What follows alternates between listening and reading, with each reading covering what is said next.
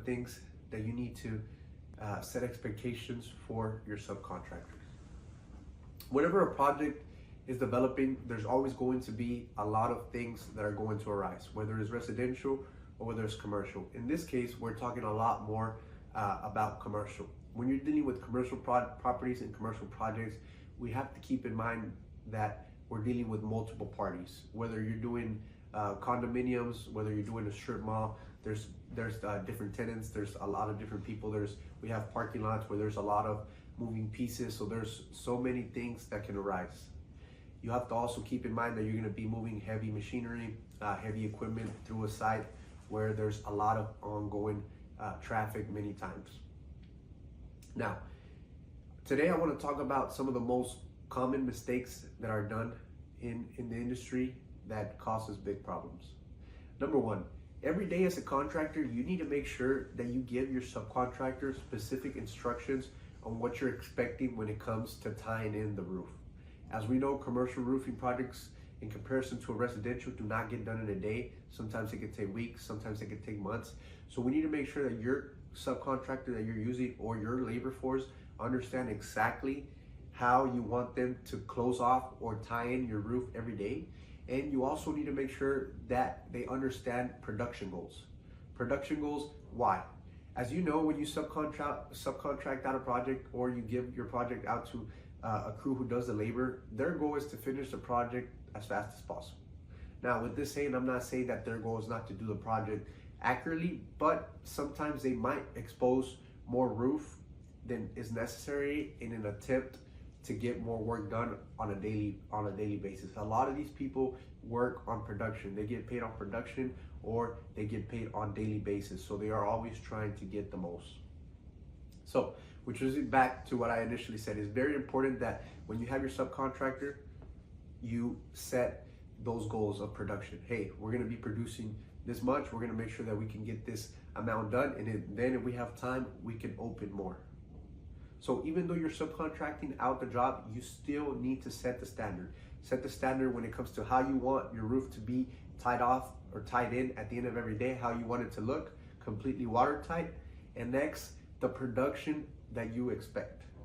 It is important for you to set fair production goals. And it is important for you to understand one thing. If you set a fair production goal and these people are not meeting the production goal per day, then maybe they're not as experienced or the experts that they say they are when it comes to doing these projects.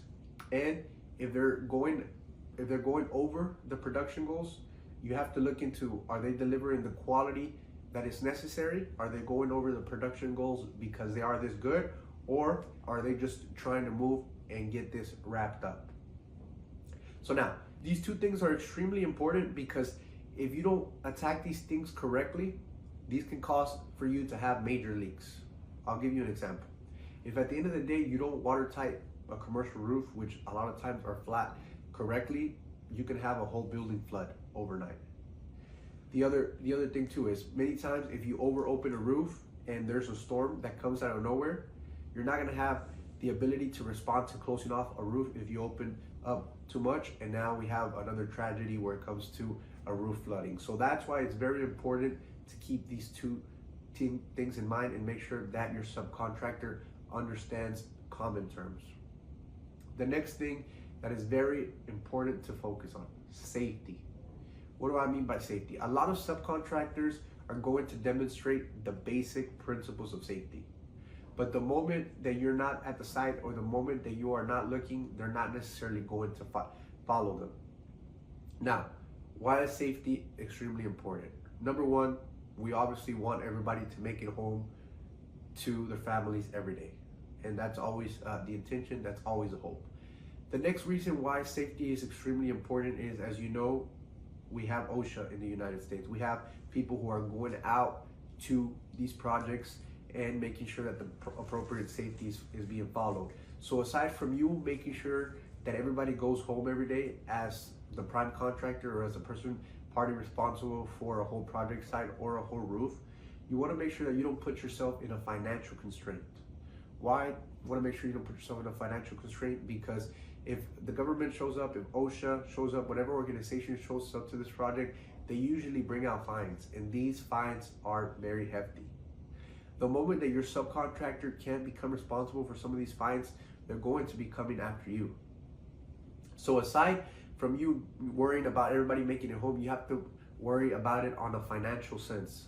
If you own a company, if you're a roofing contractor, you probably have a team of people you got to keep busy. You probably have an office you have to keep running. So you don't want to find yourself in a financial constraint, or you don't want to find yourself working and paying dues that if you would have paid a little bit more attention, you wouldn't have to be responsible for.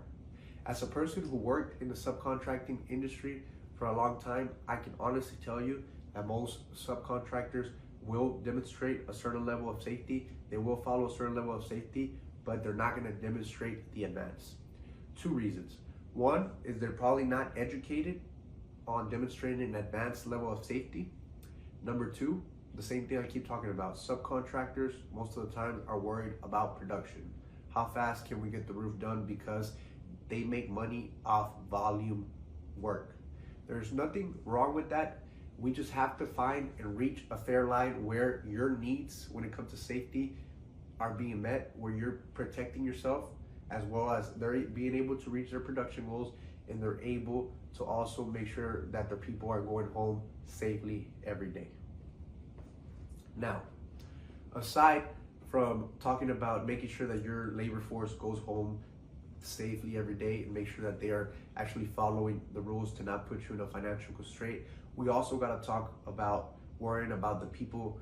Let's say you have a commercial roofing building that you're working on, making sure that all the people who are part of inside that building or are going into those buildings every day are safe. Why?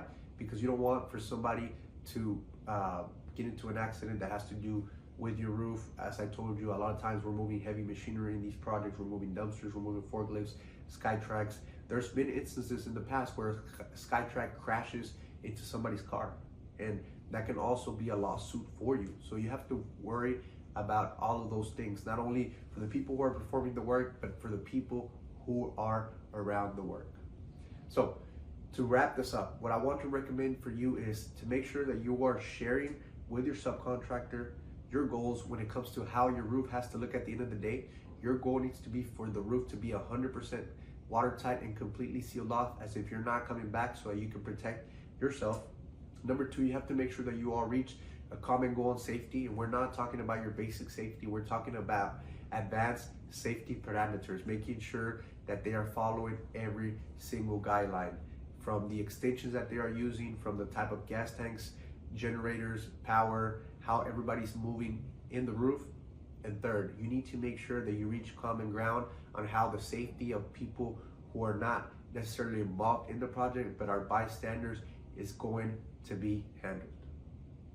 Hope this helps.